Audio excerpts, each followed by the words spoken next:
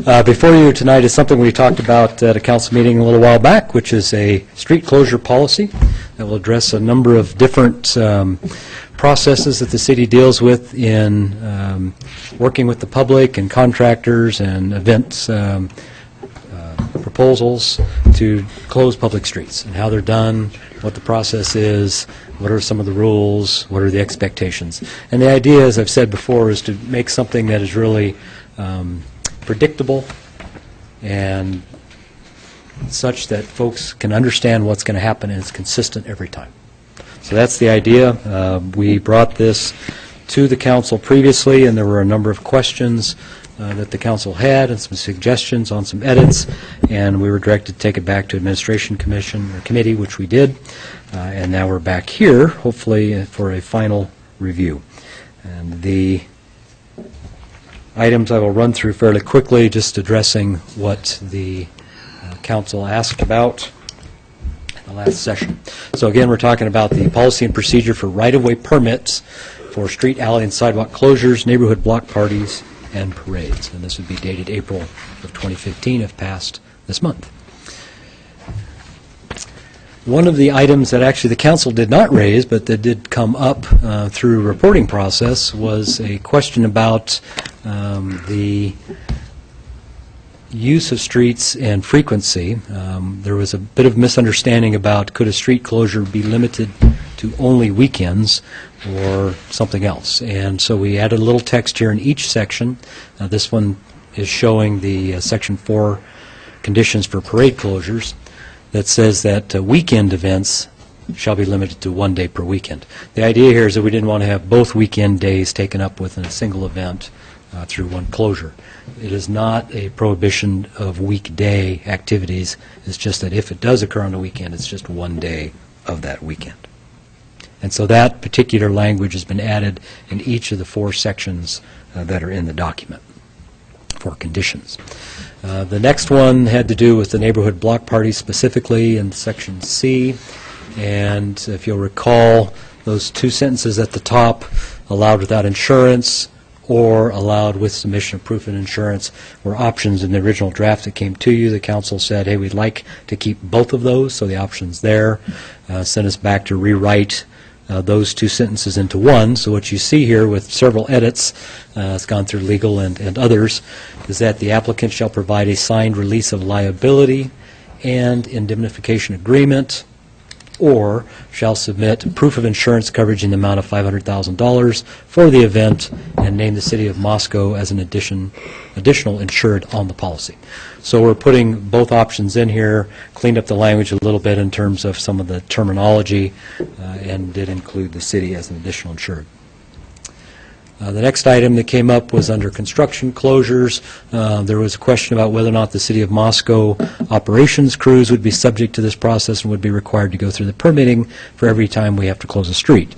And the answer to that was no. We would follow the procedures and the methodologies that are prescribed in the policy, but not anticipating going through a permit process every time. And so the suggestion from council was that we add some language to that effect. And so now we have this paragraph 6 stating that the operations and maintenance activities, including construction of new or reconstruction of existing city infrastructure, shall be exempt from the permitting process requirements of the policy.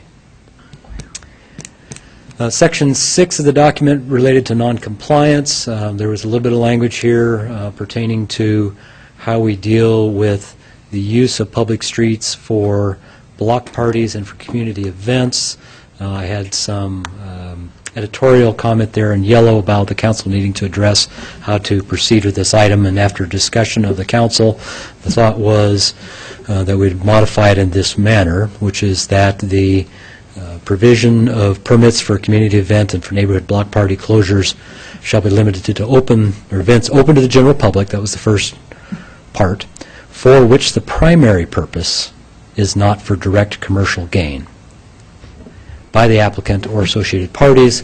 Incidental private commercial activity is allowed. If you recall, the discussion revolved around we close the street for a community event, there's a band, the band wants to sell their CDs at a table off to the side. Is that okay? And the way this is now written, based on council direction, is that yes, that is acceptable, and that would be okay. And that was it. Those are all the changes. Any questions that you have that we'd Hey, try to answer Dan, for the you? administrative committee heard this on March 23rd. That we did, and like Les said, we went through all the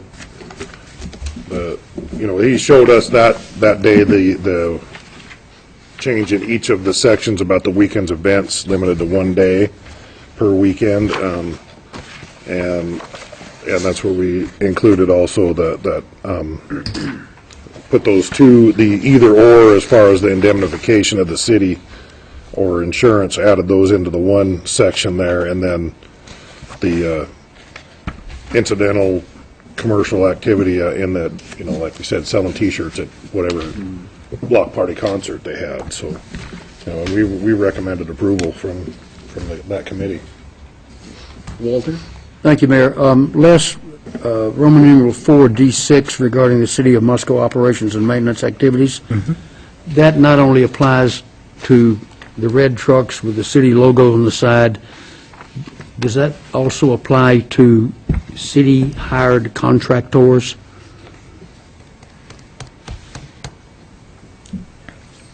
Ooh, I expected a quick answer one way or the other.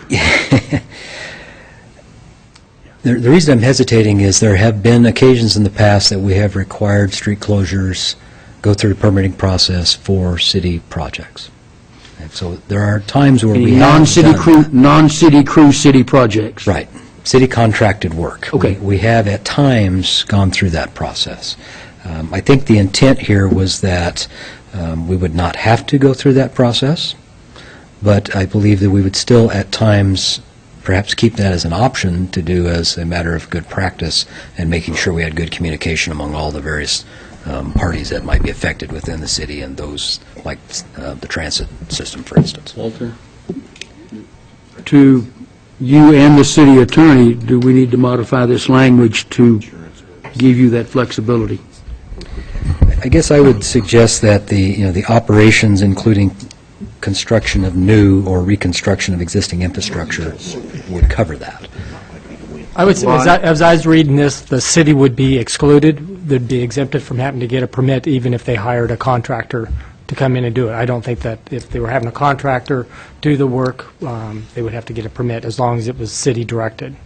But if the city, if I may, Sure, go ahead. but if the city wished to have a contractor get a permit for whatever reason, We could certainly require Yes, that. the city would be. does this allow the city to decide to do that? And I Gary, believe- I yes, think I Gary was trying to get in. Yeah, I think it's, what Les is, I think, trying to say is that we, the city crews, of course, in doing their own work, wouldn't be required to get a permit. If Les chooses, or whoever's handling the contract, chooses to have that contractor get a permit in order for some other reason to make sure they're following the processes, then certainly they would have the right to do that as a matter of contract. Okay, I'm good. With that, Mr. Mayor, I would